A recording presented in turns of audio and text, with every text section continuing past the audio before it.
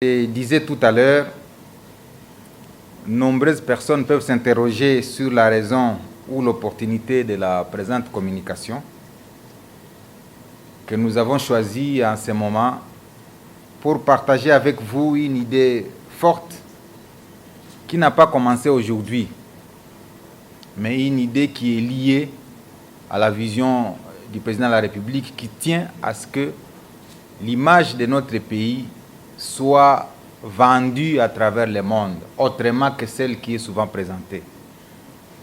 Et vous êtes témoin avec moi que à chaque fois qu'il y a des cas dans ces pays, que ce soit à l'Est ou partout ailleurs, il y a des assassinats, il y a des tueries.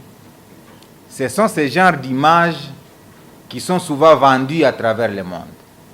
Mais on ne vend pas d'autres images qui peuvent faire parler de nous et nous vendre à l'extérieur.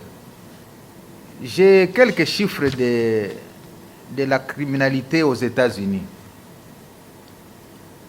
L'année passée ou l'année antérieure, je prends 3 États seulement. En Californie, il y a eu près de 1800 meurtres par an. Au Texas, il y a eu 1412 meurtres par an. En Floride, il y a eu 1057 meurtres par an. Mais jamais, vous ne verrez pas ce genre de formation faire la une pour faire peur aux investisseurs qui viennent aux États-Unis. Au contraire, on interpelle l'État et les services à redoubler de vigilance pour diminuer ce genre de criminalité, ce genre de meurtres. Contrairement à notre pays, où lorsqu'il y a un cas qui se produit, nous devenons comme si nous sommes le premier pays criminel au monde. Même en Afrique, je ne vais pas citer, ou je peux les citer pour des besoins de la cause. En Afrique du Sud, lorsque vous y arrivez et que vous recensez le taux de criminalité en Afrique du Sud, il est de loin supérieur au taux de criminalité en République démocratique du Congo. Mais vous verrez toujours les investisseurs aller en Afrique du Sud, c'est un pays attrayant, parce que simplement la presse aide à faire une bonne communication. Bien évidemment, vous avez un jargon qui dit que quand un chien mord une personne, ce n'est pas une information. Mais c'est quand l'homme mord le chien que ça devient une information importante. Mais il faut inverser quand même la tendance pour nous, les Congolais. Commencer aussi à diffuser même quand le chien a mordu, parce que c'est ça l'ordinaire. Donc tout ce que nous vous demandons à travers cette conférence, c'est de dire, est-ce que nous pouvons commencer à bien communiquer sur la République démocratique du Congo?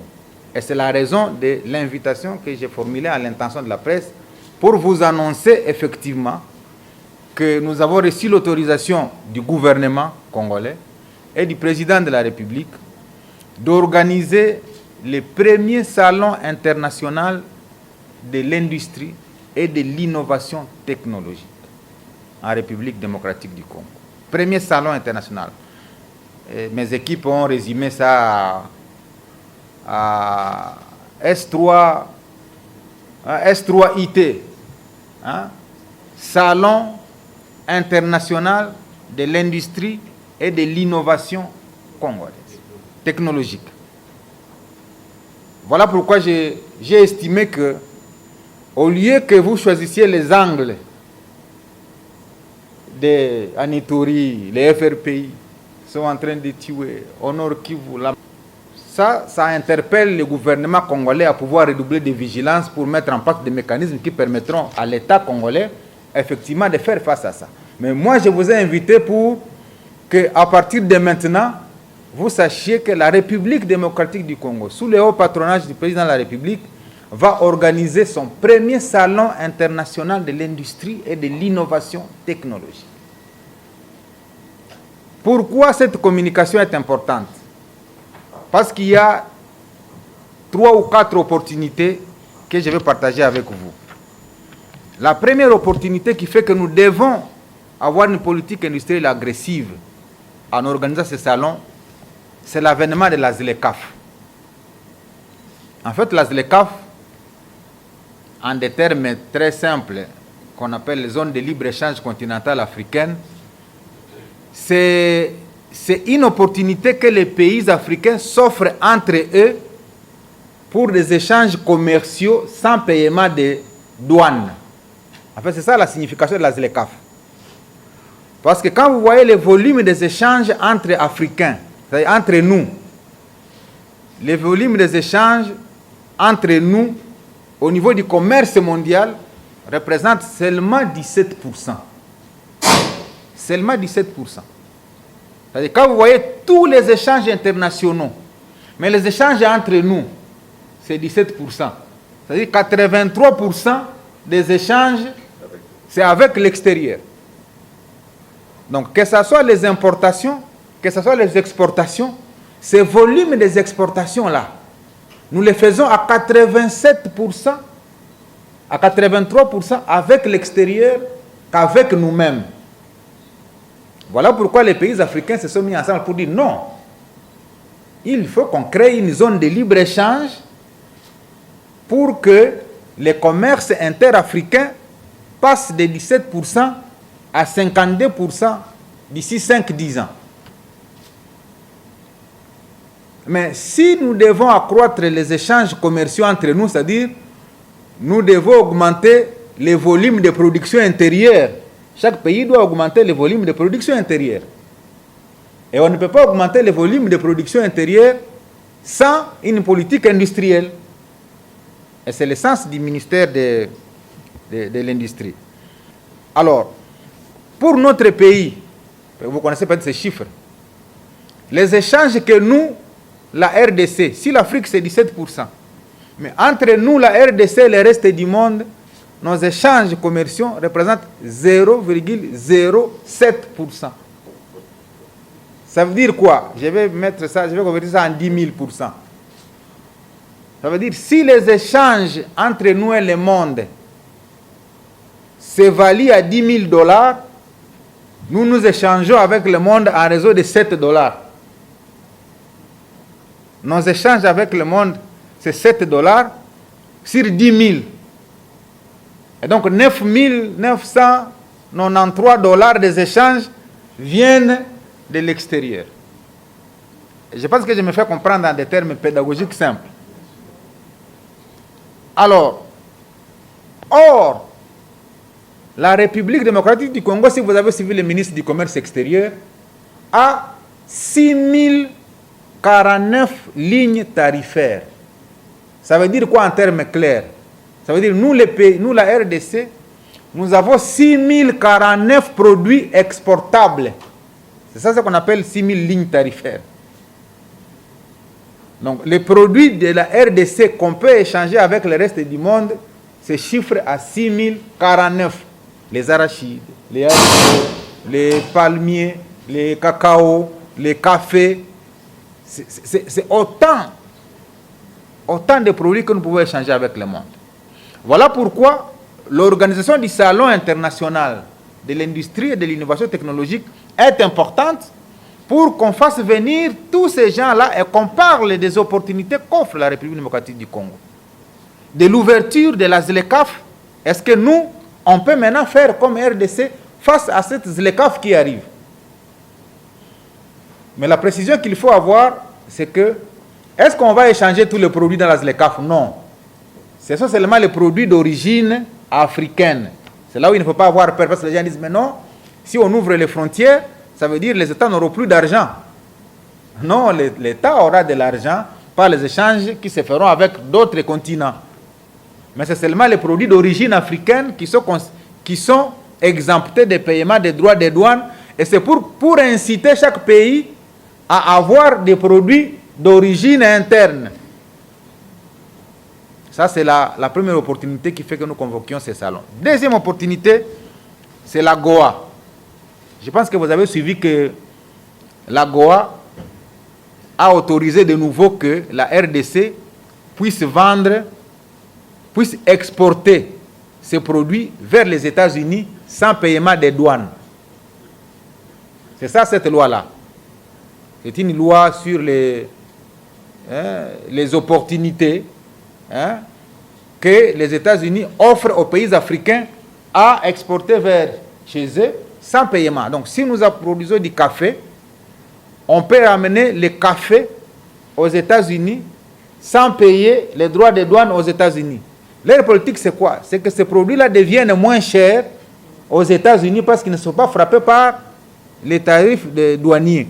Entre-temps, nous, ça nous facilite l'exportation qui signifie rentrer des devises. Et quand l'exportation signifie rentrer des devises, ça veut dire donc que ça soutient notre économie. Quand on vous dit les réserves d'échange, le pays a des difficultés, a 3 semaines comment ils appellent ça, d'importation, c'est parce qu'on n'a pas de devises. Donc la deuxième opportunité qui nous pousse effectivement nous à avoir une politique industrielle agressive, c'est l'AGOA. Alors si les États-Unis ouvrent aux Africains les marchés libres sans paiement des douanes, mais qu'est-ce que nous, la RDC, nous allons offrir? Si on n'a pas une politique industrielle, bon, ce sont les autres États qui vont en bénéficier et leur économie vont se renforcer et nous serons en train d'observer les autres États en train de croître. Et nous dirons, mais finalement, les autres États s'organisent et nous, on ne s'organise pas. Ça, c'est donc l'AGOA. La troisième opportunité pour laquelle nous devons avoir une politique industrielle très agressive, c'est la Chine. La Chine a 1,1 milliard d'habitants. Moi, quand j'étais à l'école primaire ou secondaire, je ne me rappelle pas, on nous disait un homme sur 5 est un Chinois. Je ne sais pas si vous avez aussi ça comme moi. C'est-à-dire la population mondiale divisée par 5, c'est ça la population chinoise. Donc si vous groupez la population mondiale par 5 personnes, dans chaque groupe de 5, il y a un Chinois. C'est pourquoi on dit un homme sur 5 est un Chinois. Et donc, 1 milliard de Chinois sont là, ils mangent chaque jour. Et les statistiques que j'ai, c'est que les Chinois ont 400 millions de consommateurs solvables. Donc, ils ont besoin de manger chaque jour et ils sont capables de payer chaque jour. 400 millions. Mais qu'est-ce que nous, la RDC, nous faisons pour capter une partie de ce marché de 400 millions? Même les fromages, les Chinois les cherchent partout. Mais on les produit à Goma, on les produit à Nituri, on les produit peut-être au Katanga, partout il y a des vaches. Mais, parce qu'il n'y a pas une politique d'exportation, on ne sait pas aller conquérir les marchés chinois. Et donc ça, c'est l'autre opportunité que nous avons. L'Union européenne est notre marché. Moi, je viens de l'Égypte. L'Égypte exporte les produits et les fruits vers l'Europe. Le Kenya exporte les fleurs vers l'Europe. Et ça devient une des ressources importantes du Kenya. Les fleurs. Vous, quand vous avez les fleurs ici, vous les piétinez. Et c'est fini, vous passez. Mais les ressources importantes du Kenya, c'est l'exportation des fleurs. Donc, je suis en train de vous montrer les opportunités qui s'offrent à nous. Mais nous, les Congolais, c'est toujours la politique. Oh, consultation, oh, ceci. Oh, tous les jours, on revient, encore le président. Non, le président dit non. Maintenant, il faut quand même que la population commence à avoir des histoires palpables. Et c'est la raison pour laquelle ce salon-là, industriel, international, sera convoqué pour qu'on partage toutes les opportunités que nous avons dans notre pays. Parce que son objectif, c'est effectivement de permettre à ce que tous les participants qui arriveront, qui sont estimés autour de 5000 personnes, comprennent ce qu'il y a en République démocratique du Congo comme potentialité, comme opportunité. Parce que nous sommes fatigués de dire, bon, la RDC, scandale géologique. Mais les scandales là, depuis combien de temps on nous chante scandale géologique, on ne sait pas manger même une fois. À un moment donné, ici à Kinshasa, il y a des gens qui se partagent les heures de la nuit pour dormir. C'est-à-dire, telle personne à telle personne, ils dorment de telle heure à telle heure, les autres dorment de telle heure à telle heure. Moi, quand j'étais arrivé à Kinshasa pour la première fois, je me posais la question, c'était avant le couvre-feu, bien sûr. Hein. C'était il y a longtemps. Je voyais toujours les gens à l'extérieur jusqu'à 3h, 4h du matin. Et je me posais la question, pourquoi les gens sont à l'extérieur jusqu'à 3h à 4h du matin? Au moment soufflant, ils disaient, non, il y a des gens qui font des séries. C'est-à-dire, vous sommeillez de telle heure à telle heure, et un autre groupe de telle heure à telle heure. Et ça justifie que d'autres sont là en train de... Et ceux qui nous ont colonisés nous ont amené des industries ici qui nous distraient. Je n'ai pas peur de le dire. Si vous voyez la plupart des industries qu'on a installées, c'est l'industrie brassicole, tabassicole.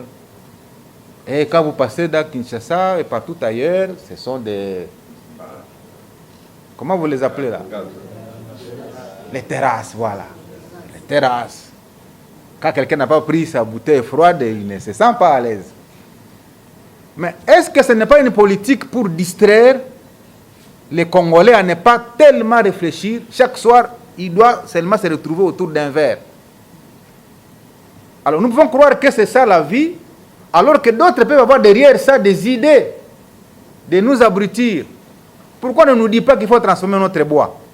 Toutes ces tables que nous avons ici, c'est des bois qui viennent de Maïndombe, de l'Équateur, qui vont en Chine, mais qui nous reviennent. Mais pourquoi on n'a pas dit installer des usines de transformation du bois pour produire les meubles en République démocratique du Congo? Mais on nous amène des industries brassicoles. Pourquoi nous continuons à acheter des pneus, je ne sais pas, des Michelin ou ailleurs, Goodyear, hein, c'est ça? Alors que nous avons le latex. J'étais au sud d'Ubangi. J'ai vu comment les veilleurs produisent du latex. Moi-même, j'ai vu la technologie qui est utilisée. J'ai visité même la place où on arrange ce latex en caoutchouc et puis après, on exporte ça. Mais pourquoi on n'a pas permis qu'on puisse créer une usine de fabrication de pneus au sud d'Ubangi, à Gemena ou ailleurs, pour nous permettre de produire les pneus au Congo? Voilà pourquoi le président de la République, dans son discours du 13 décembre 2019, a subdivisé la RDC en 6 espaces industriels.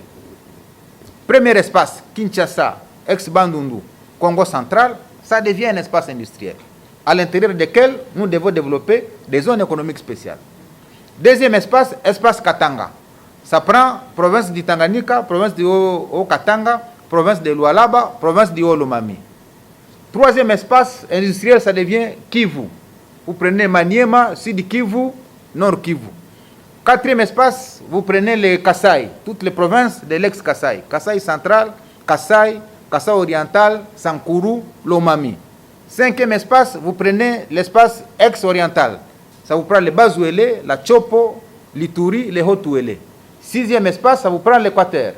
Avec la province de l'Équateur, avec la Mongala, avec Chouapa, avec Nord-Ubangi, avec Sud-Ubangi. Bon, le nombre là n'est pas le nombre d'importance, ne mérite pas pourquoi l'Équateur est le sixième. Non, on peut dire premier espace aussi Équateur. Il y a une préférence. C'est seulement à titre indicatif. Et nous, au niveau du ministère de l'Industrie, nous venons d'élaborer les plans directeurs d'industrialisation, c'est-à-dire les schémas directeurs d'industrialisation de la République démocratique du Congo. C'est-à-dire quoi? C'est-à-dire, dans tous ces espaces-là, tels que je viens de vous citer, nous pouvons maintenant connaître quels sont les types d'industries qu'on peut installer dans chaque espace.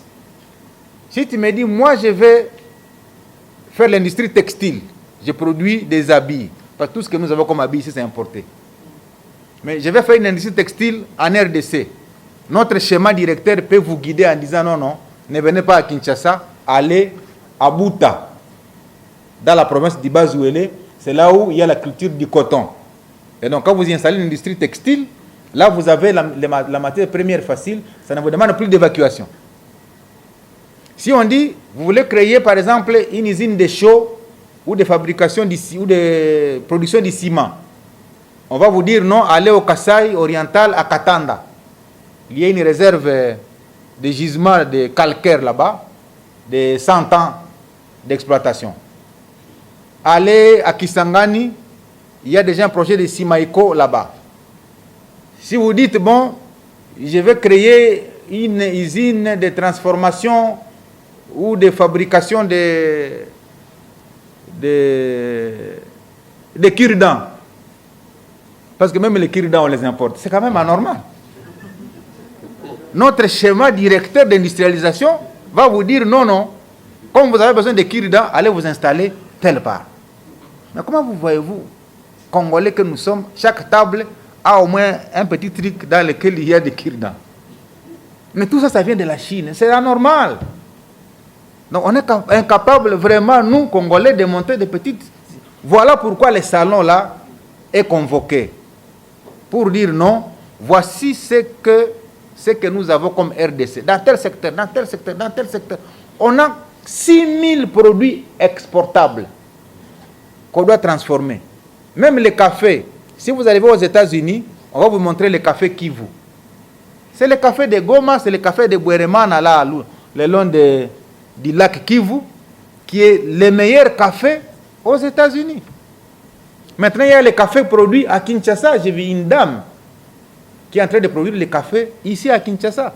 Personne ne pouvait croire qu'à Kinshasa, on peut produire du café.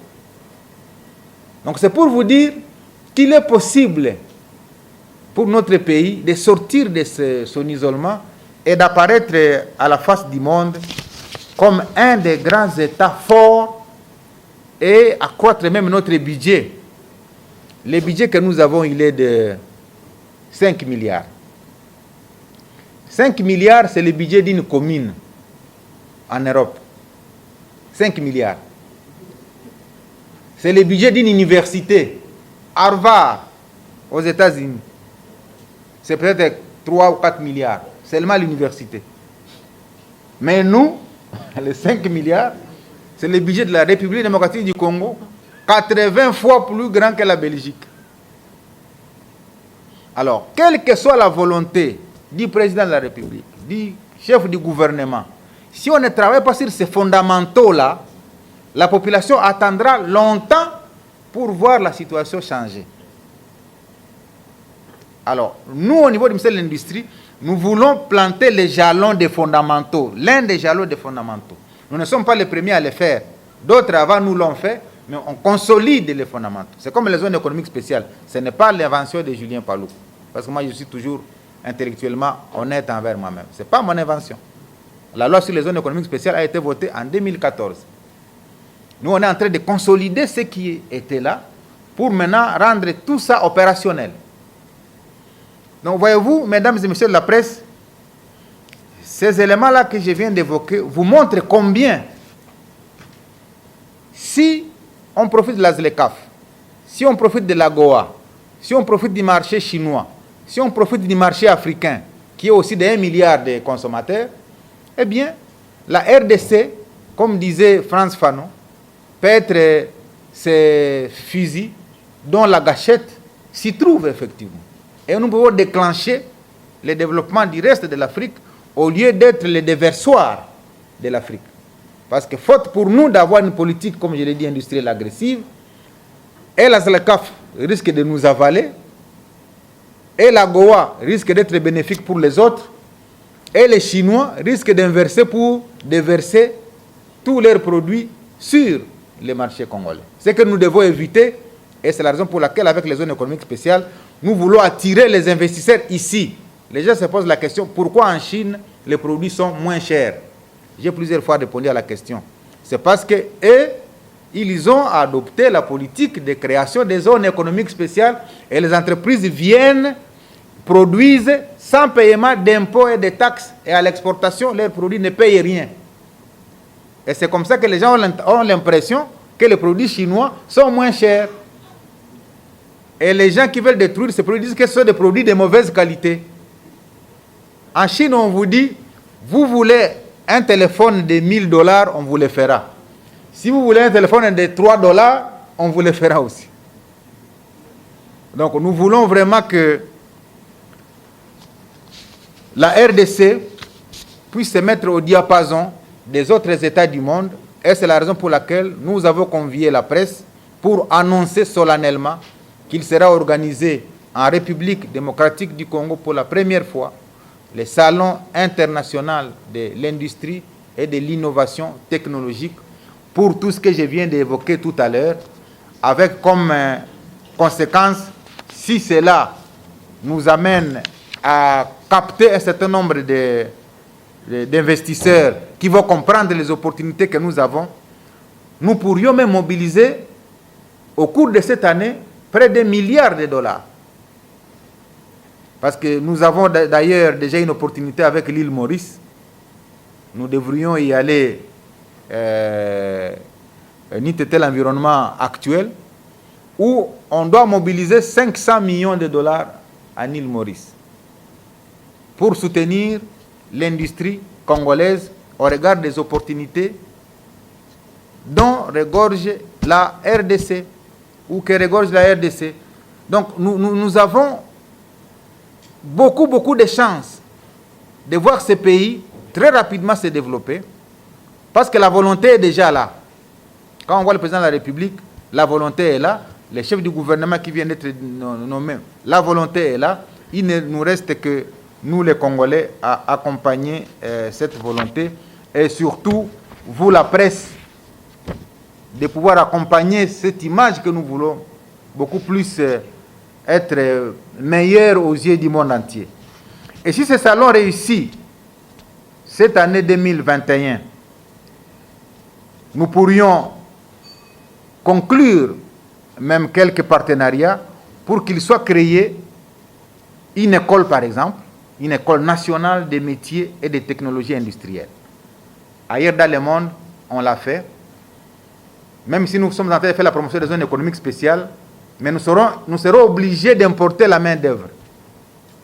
Mais dans la vision du ministère de l'Industrie, il faut qu'on crée une école nationale des métiers et des technologies industrielles pour que tous ceux qui viennent s'installer ici comme industrie puissent dans cette école congolaise qui forme déjà les génies dans le secteur industriel.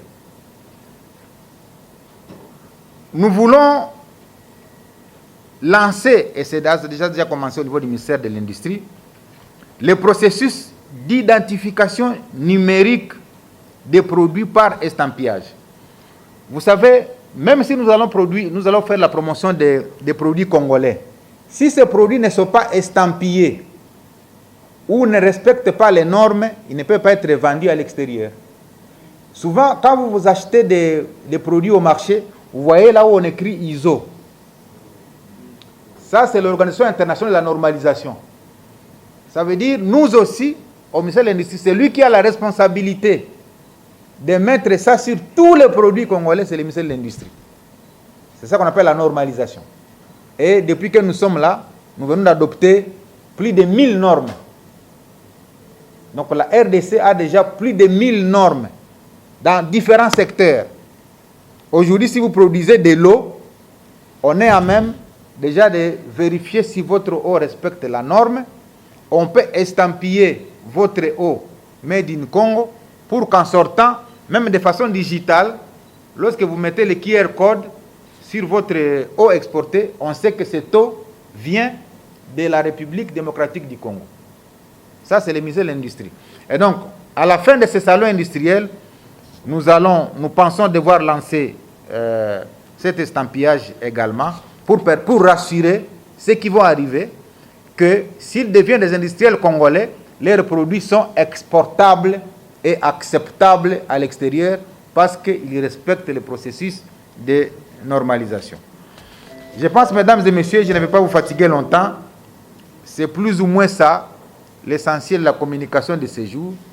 J'ai voulu partager avec vous l'organisation de ce premier salon international de l'industrie et de l'innovation technologique en RDC qui est programmé au mois de mai 2021, si toute la planification est bonne, pour nous permettre de faire l'état des lieux du secteur industriel et de profiter des opportunités que j'ai évoquées au début pour que la RDC ait sa politique industrielle agressive et que désormais nous devenions des exportateurs, des créateurs d'emplois, des créateurs de richesses comme tous les autres pays. Avec ces mots-là, je vous remercie de votre attention et je me soumets à quelques questions avant de clôturer la journée. Merci. Comment on va l'organiser? Moi, j'ai toujours cru que Covid existe, c'est vrai, mais j'ai l'avantage quand même d'avoir fait quelques études sur des analyses statistiques, même épidémiologiques. c'est que quand je vois l'analyse épidémiologique de la maladie, c'est peut-être difficile à le dire, mais comme intellectuel, je suis obligé de le dire. Les taux de létalité, c'est-à-dire la létalité, c'est le nombre de personnes qui meurent à l'intérieur de la population affectée par une maladie. Le taux de létalité est situé entre 2 et 3% pour Covid. C'est-à-dire quoi en termes clairs? C'est-à-dire, sur 100 malades Covid, au cours d'une année, il y a eu 3 morts.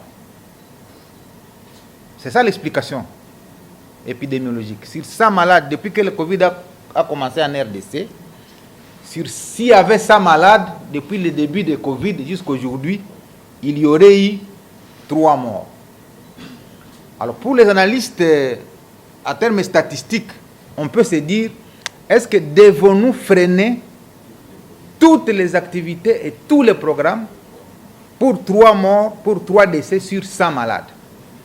Bien sûr, celui dont le malade est mort, il ne peut pas être content quand je fais une telle analyse. Mais je suis intellectuel, autant que vous, je dois faire une analyse objective.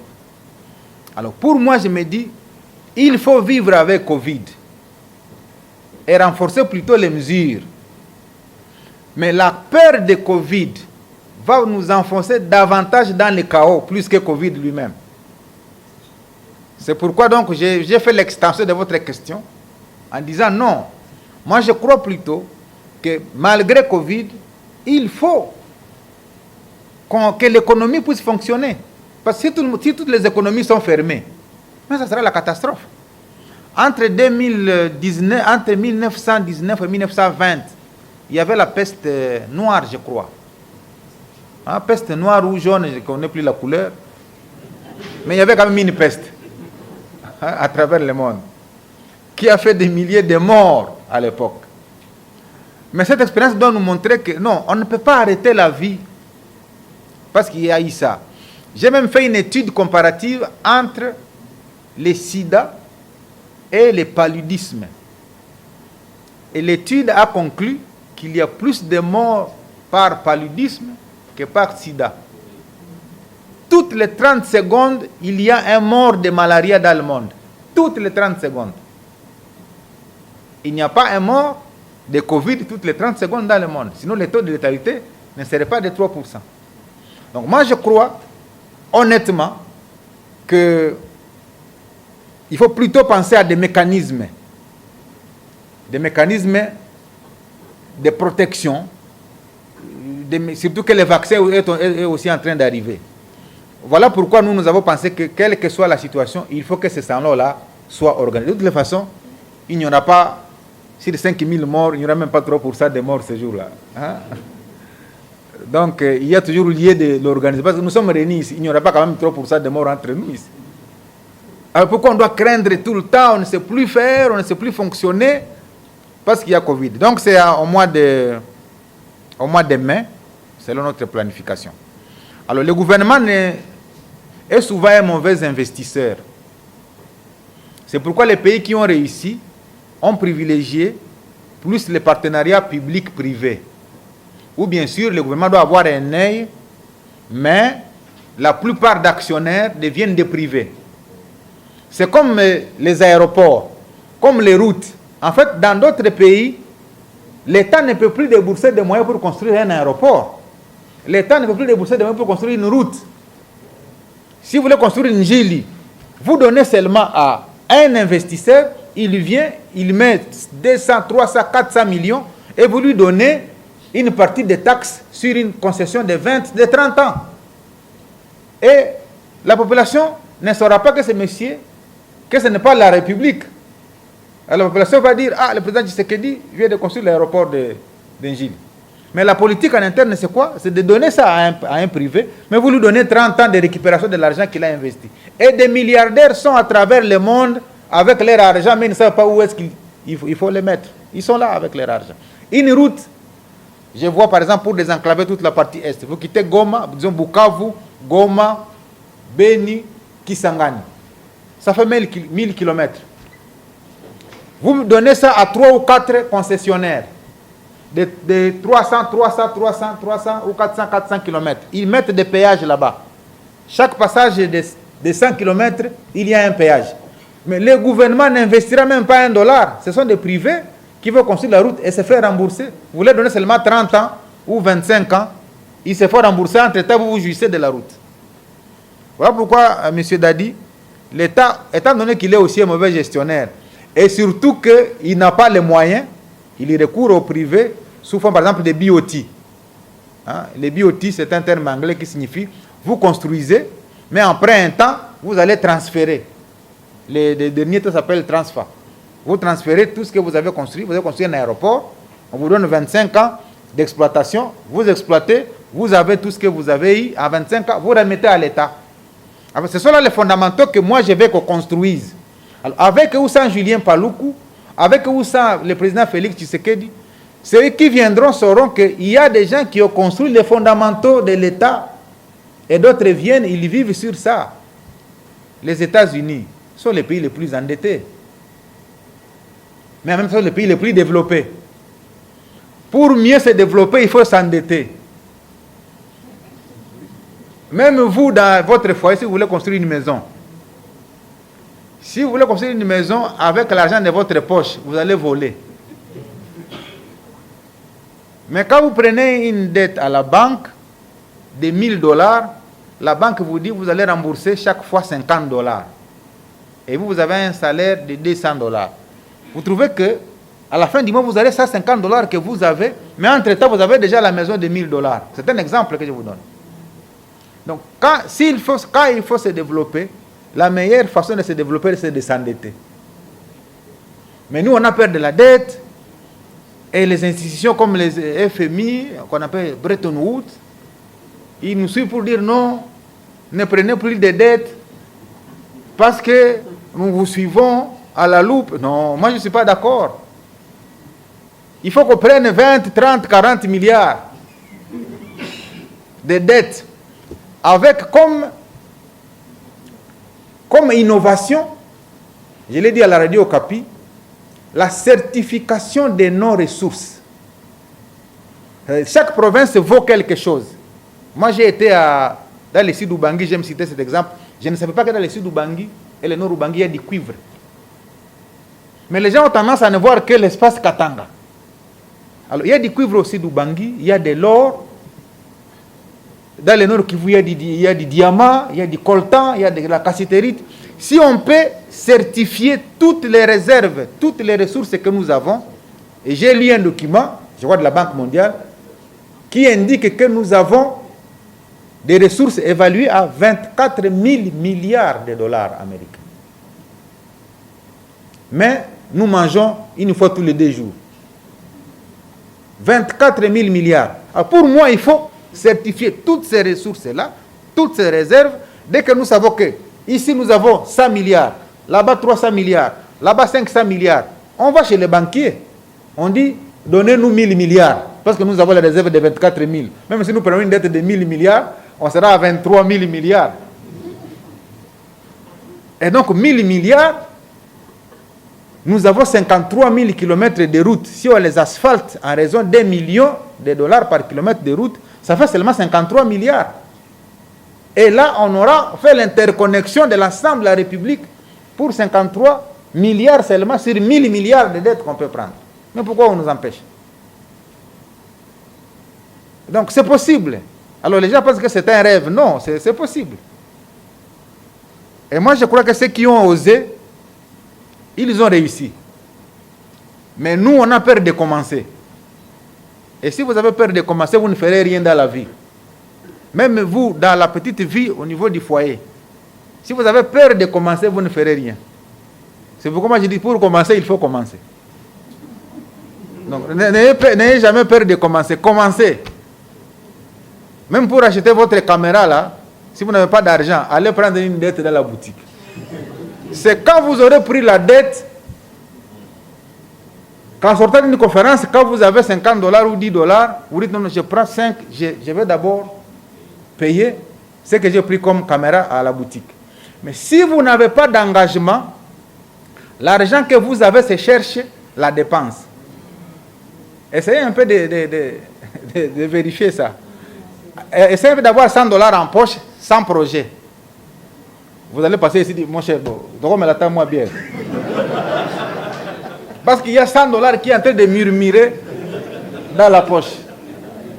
Mais si avec les 100 $, vous savez que vous aviez pris quelque chose à la boutique, vous avez l'intention de dire, ah non, il faut d'abord que j'aille sortir 20, je paye là-bas, et puis les 80, je peux faire... C'est ça le principe général. Alors, la radio Okapi, Hyundai, c'est dans quel contexte?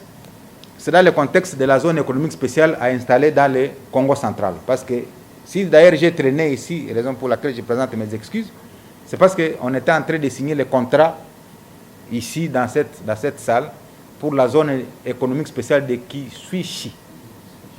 Kiswichi, c'est dans les Haut-Katanga. C'est 1000 hectares, c'est 4000 hectares. 4000 hectares dans les Haut-Katanga. Donc, après Maluku, qui est une zone économique spéciale dans laquelle l'État a mis des moyens, la première zone économique spéciale privée qui va fonctionner au Congo, c'est celle de Kiswichi. Et les développeurs de la zone est là, ils peuvent s'élever. Les développeurs de la zone est là. Voilà. Donc, c'est lui qui va développer. Donc, on était en train de signer ce contrat d'aménagement de cette zone entre lui et l'agence des zones économiques spéciales. Donc, l'autre zone qui va suivre, c'est celle de Songololo. Et c'est là où on va faire le montage, effectivement, des bus. Tout ça pourquoi? Avec la ZLECAF, si nous devenons le pays monteur de bus, donc, ça sera bus made in Congo. Et on va vendre à tous les pays. Et nous, on aura les devises qui rentrent seulement chez nous. Alors les gens disent, mais Julien Paloukoula, avec ses annonces, est-ce que c'est encore vrai ou quoi? Non, tous les pays ont commencé par des annonces et des plans.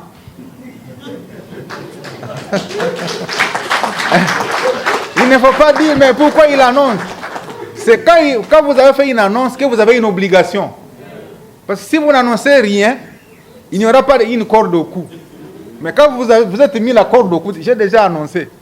Alors il faut. Hein? Donc c'est ça. Donc Hyundai, c'est dans ce cadre-là. Les inventeurs sont vraiment associés. D'ailleurs, on avait organisé la première masterclass. D'ailleurs, sur mon compte Twitter, les jeunes là, ils m'écrivent toujours, mais où sont nos millions de Onidi? Parce qu'Onidi avait prévu 9 millions de dollars.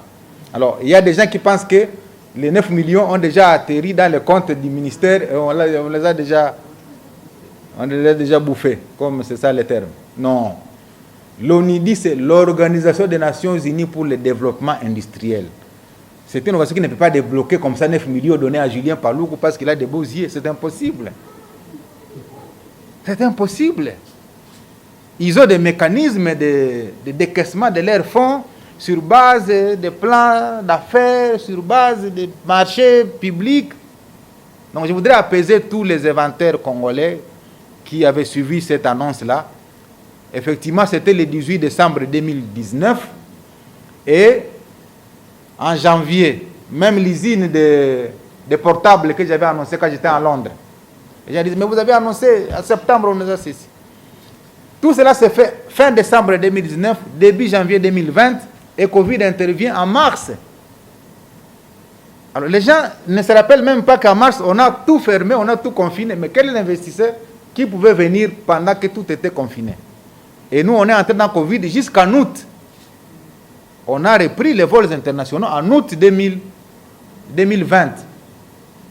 Et nous qui sommes au gouvernement, après août, 2 mois après, en octobre, il n'y a plus de conseil des ministres pour adopter les grandes décisions. Alors les gens me disent, mais pourquoi ça ne marche pas? Non, il y a eu une période de Covid, et après Covid, on a eu seulement 2 mois, après 2 mois, interruption, plus de conseil. Or, toute décision doit passer par conseil pour être approuvée. Donc voilà l'autre élément qui fait qu'il y a des dossiers qui n'ont pas évolué. Parce que